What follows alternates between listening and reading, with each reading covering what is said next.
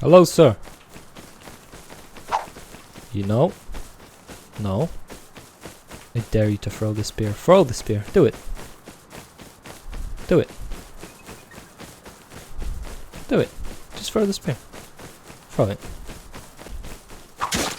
Oh shit. Fuck, he's gonna reach me. Wait a minute!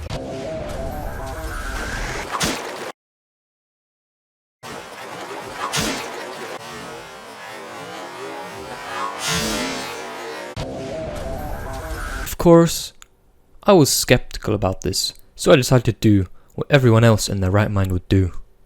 Recreate the event in paint.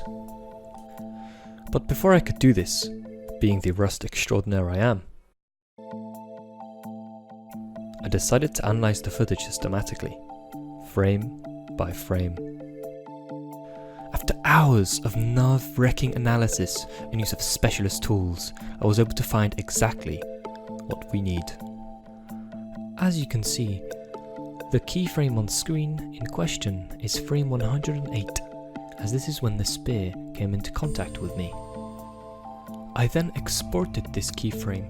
With the use of further specialist equipment, I was able to determine the exact height of the player.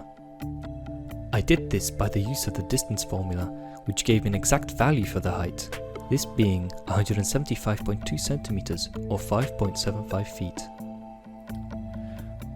I probably know what you're thinking. You may be asking, why? Why do we need to know his height? Well, obviously, this allows to determine the reach of the player whilst holding the spear. A person with an average height of 175.2 centimeters, as determined before, has a supposed reach of 178.9 centimeters. However, this is the reach from fingertip to fingertip, whilst holding the arms parallel. Therefore, I used a secret equation, which gave me the reach of the player whilst holding both arms forward. This value came to 79.8 centimeters or 2.62 feet. I was also able to use the height to work out the actual length of the spear, as shown on screen now. I then used these values to count the grains of sand to calculate the distance between me and the other player model. I came to the astounding figure of 4.21 meters. This is where the fun starts. I then decided to put everything we have learned into one place. I started off with a precise sketch of both our player models, recreating the whole event, but now with our now known values.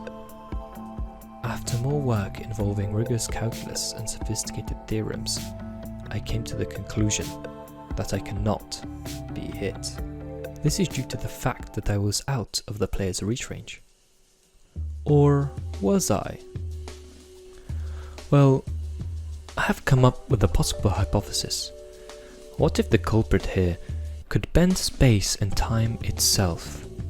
Our badman, as we have named him, created an invisible portal very similar to a wormhole, which effectively allowed the spear to pass through space and time, appearing right behind me and hitting me in the back.